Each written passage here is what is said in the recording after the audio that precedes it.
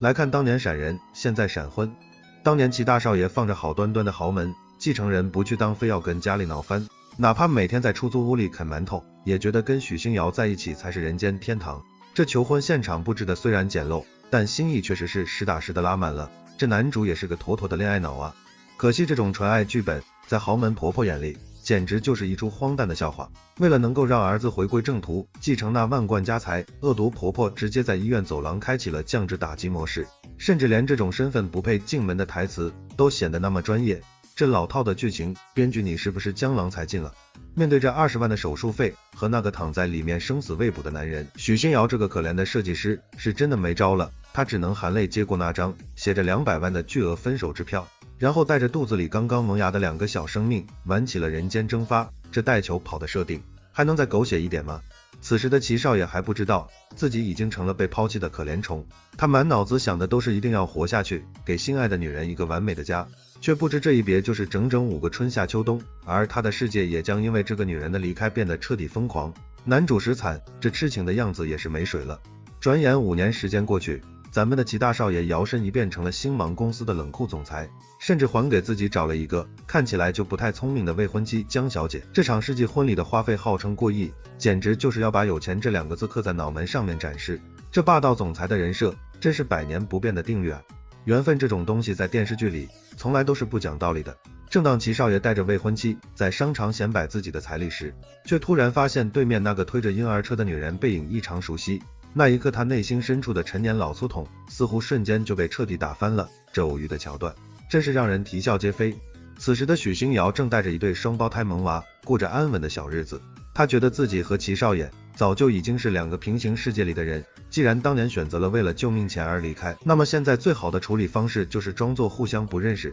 然后各自安好。女主这心境也是够沧桑的了。奈何这2个小萌娃平平和安安，简直就是缩小版的齐大少。他们看着那个西装革履的大叔，总觉得有一种莫名的亲切感，甚至还想冲上去问问这个长得跟自己一模一样的男人是不是失踪多年的爹地。这画面真的太尴尬，这基因也太强大了吧，生怕别人认不出吗？许星瑶只能尴尬地拽回自家那2个好奇心过重的崽子，编造了一些蹩脚的理由，说这个大叔只是个长得稍微好看点的陌生人，然后带着娃火速撤离现场，生怕再晚1秒钟，自己的那些秘密就会被这个男人给当场揭穿。女主这逃跑的速度也是没水了。而咱们这位未婚妻江小姐显然不是个省油的灯，她看着齐少爷对着那个穷酸女人的背影发呆，心里的危机感简直要爆棚了，只能通过各种撒娇耍赖的方式来引起关注，却不知道自己在齐少爷眼里已经快成了透明人。这恶毒女配也是够惨的，还没结婚就失宠了。为了能够给2个孩子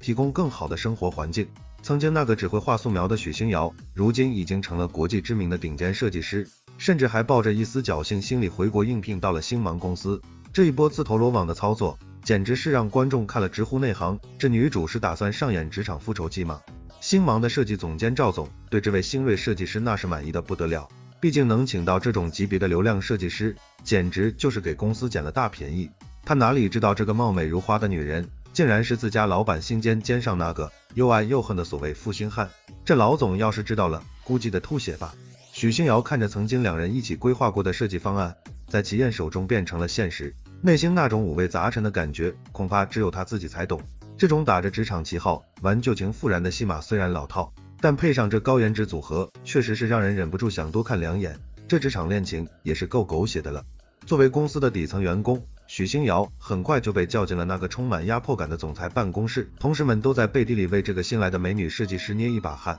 觉得她这种细皮嫩肉的小姑娘肯定扛不住齐大总裁那种可以杀人的挑剔冰冷目光。这总裁也是够霸道的，专门针对前女友。果然齐少爷一看到那张魂牵梦绕了5年的脸，就瞬间变了脸色。他故意用最刻薄的语言去攻击许星瑶的设计方案，仿佛只有通过这种幼稚的刁难才能稍微缓解一下他内心那股被抛弃多年的怨气。这总裁当的确是傲娇，这小心眼也是没水了。许星瑶面对这种无理取闹，只能选择保持职业素养，默默承受。他心里其实比谁都清楚，这个男人是在故意找茬，但为了孩子的高额奶粉钱，他决定还是先忍了这口气。毕竟成大事者不拘小节，更何况对方还是前男友呢。女主这忍辱负重的精神也是让人佩服。齐少爷看着眼前这个一脸淡定的女人，心里的火气是蹭蹭往上涨，他忍不住开始冷嘲热讽说，当年的200万是不是早就花光了，所以现在才厚着脸皮跑回来，想从他身上再捞一笔。这台词说的简直就是典型的因爱生恨，这男主也是够毒舌的。许星瑶也懒得解释自己当年的苦衷，毕竟这种豪门恩怨一旦解释起来，估计又要扯上个几百集。他直接寄出了离职申请这种杀手锏，想以此来逃避这个让他心乱如麻的男人，却不知道齐少爷早就给他挖好了坑等他跳。这女主也是够绝的，一言不合就辞职。齐少爷直接给全行业下达了封杀令，声称如果许星瑶敢离开星芒公司，就在这个行业里彻底查无此人。这种霸总式的强留手段虽然看起来很没风度，但对于想要天天见到前女友的齐少爷来说，确实是目前最高效的办法。这霸道总裁的手段也是没水了，专门坑前女友。最终许星瑶不得不为了生存妥协，并继续留在公司修改那些没完没了的方案。他看着镜子里那个略显疲惫的自己，只能默默感叹命运的无常。而齐少爷则坐在办公室里，盯着监控画面，看这个女人到底什么时候才肯说出真相。这两人也是够纠结的，明明相爱却要互相折磨。江小姐这个所谓的未婚妻，在得知许星瑶进公司后，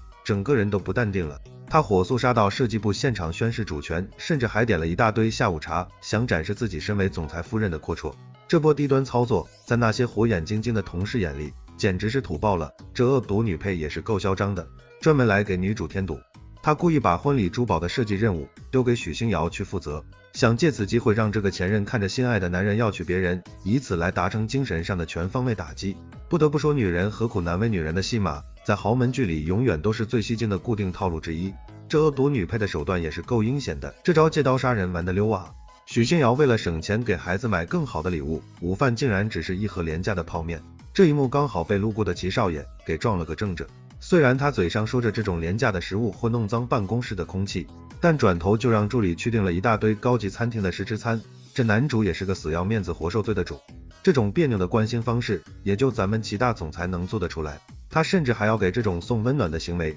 找一个公司福利的借口。看着许星瑶吃得津津有味的样子，齐少爷那颗冰封了5年的心似乎在那一刻也开始有了一点点消融的迹象。这傲娇总裁也是没水了，想关心就直说嘛，非要拐弯抹角的。设计部的同事们跟着许星瑶一起沾了光大快朵颐，大家都在纷纷猜测总裁最近是不是转了性，竟然开始关心起员工的肠胃问题。只有许星瑶一个人在那低头猛干饭，他现在的策略就是装傻充愣，绝对不能再跟齐燕产生火花。这群同事也是够八卦的，这总裁的福利也太好了吧。下班的时候天公不作美，直接来了一场暴雨倾盆。齐少爷开着豪车，正好路过公交站台，看见了那个浑身湿透的落汤鸡许星瑶。他本想直接开过去，却发现自己的脚根本不听使唤，直接踩了刹车。这大概就是身体比大脑更诚实，这老套的剧情又开始虐狗了。他强行把许星瑶拽上了车，并开启了新一轮的审问模式，问他这5年到底死到哪里去了，为什么要为了区区200万就抛弃一切。许星瑶只能继续扮演那个见钱眼开的坏女人，说自己就是爱钱如命，觉得那笔钱比虚无的爱情靠谱。这女主也是够倔强的，死不承认。听到这种回答的齐少爷差点没气的当场把方向盘给拽下来。他冷笑着说自己当初真是瞎了眼，才会看上这种女人，然后负气的把许星瑶丢在了雨地里绝尘而去。这一幕相爱相杀的戏码简直是把那种虐恋情深拉到了满格。这男主也是够绝情的，这脾气也是没水了。虽然话说得很淡，齐少爷回去之后还是通过各种渠道想查出许星瑶这些年的生活轨迹。他发现这个口口声声说结婚了的女人朋友圈里竟然一张丈夫的照片都没有，这让他开始怀疑这个所谓的丈夫是不是只是一个挡箭牌。这男主也是个福尔摩斯啊，这观察力也是绝了。到了七夕节这一天，公司里到处都是粉红色的恋爱气息，有个不太懂事的合作方总监竟然捧着一大束玫瑰花跑来跟许星瑶套近乎。这一幕恰好被办公室里的齐少爷透过落地窗看的是一清二楚，他的脸色瞬间黑得跟锅底一样。这男主的醋坛子又打翻了，这占有欲也是没水了。为了不让那个莫名其妙的男人接近许星瑶，齐少爷直接动用特权搅黄了对方的饭局，甚至还冷着脸要求许星瑶下班留下来加班看设计稿。这种小学生级别的报复手段虽然幼稚，但确实是非常管用，直接断了所有人的念想。这霸道总裁的手段也是没水了，专门用来对付情敌。许星瑶本以为逃离了公司的加班就能回家陪2个宝贝孩子，没想到齐少爷直接一个电话打过来，让他把稿子送到餐厅去。这哪里是看稿子啊，分明就是想让前女友陪着自己过情人节，这心思简直是路人皆知了。这男主也是够无聊的，非要在这个时候找茬。在餐厅里，两人大眼瞪小眼，气氛诡异到了极点。齐少爷霸道的让许星瑶坐下不许走，还理直气壮地说，既然拿了公司的工资，就得随叫随到。这种资本家剥削阶级的嘴脸被他演绎得淋漓尽致，却又透着一股子心酸的醋味。这资本家的嘴脸也是没水了，专门用来压榨员工。许星瑶面对这种软硬兼施的纠缠是彻底无语了。她想不通，这个男人明明都要结婚了，为什么还要回过头来招惹她？难道非要看到她再次落荒而逃才肯罢休吗？这种带着玻璃渣的糖，确实是让观众吃得既心塞又有点小期待。这女主也是够可怜的，被男主这样折磨。餐厅的服务员还非常没有眼力见地跑过来推销什么情侣套餐，甚至还送上了一对看起来就很肉麻的情侣饰品。许星瑶尴尬的想找个的缝钻进去，齐少爷却面无表情的表示，既然是推销的，那就勉为其难的尝试一下吧。这服务员也是够瞎的，这男主也是个顺坡下驴的主。吃完饭之后，齐少爷还是那副高高在上的样子，他质问许星瑶现在的丈夫到底哪里比他强，为什么要守着那种连情人节都不陪在身边的男人过日子。许星瑶只能在心里吐槽说，那个男人就是你本尊好吗？但是嘴上却一言不发。这男主也是个好奇宝宝啊，这问题也是问到点子上了。这一幕温馨又诡异的用餐画面被躲在暗处的江小姐看个怔着。这个被妒火中烧的未婚妻此时已经彻底失去了理智，她决定给这个胆敢勾引自己男人的贱人一个永生难忘的教训，于是叫了几个壮汉准备在那堵人。这恶毒女配也是够狠毒的，专门使这种下三滥的手段。许星瑶还没意识到危险正在步步逼近，她还在回味刚才齐少爷那个虽然冰冷却依然带着温度的眼神，心里那一抹早就熄灭的火苗似乎又有了死灰复燃的迹象。这种虐心剧情如果不反转一下，真的对不起那200万的分手费。这女主也是够单纯的，被人盯上了还不知道。在无人的小巷子里，江小姐带着打手们成功拦截了许星瑶，她满脸狰狞地指责许星瑶是个不要脸的小三，甚至还要废掉作为一个设计师最重要的右手。这种狠毒的手段简直是把恶毒女配的属性给加到了最高等级。这恶毒女配也是够恶毒的，简直丧心病狂。打手们粗暴地按住了许星瑶的手臂，让她动弹不得。江小姐举着一块看起来就非常有分量的石头准备砸下去，嘴里还不停地咒骂着，只要毁了这只手，许星瑶这辈子就别想再用那些花言巧语的设计去勾搭男人了。这画面也是够血腥的，编剧你是不是有虐待倾向啊？就在这千钧一发的时刻，咱们的齐大少爷终于主角光环加身，及时赶到。他的一声助手简直是如同雷霆万钧般震慑住了全场。想必江小姐做梦也没想到，自己精心策划的毁容计划竟然会再次成为两人感情升温的助燃剂。这英雄救美的桥段真是百看不厌啊！男主你终于来救场了，欢迎订阅，下集更溜。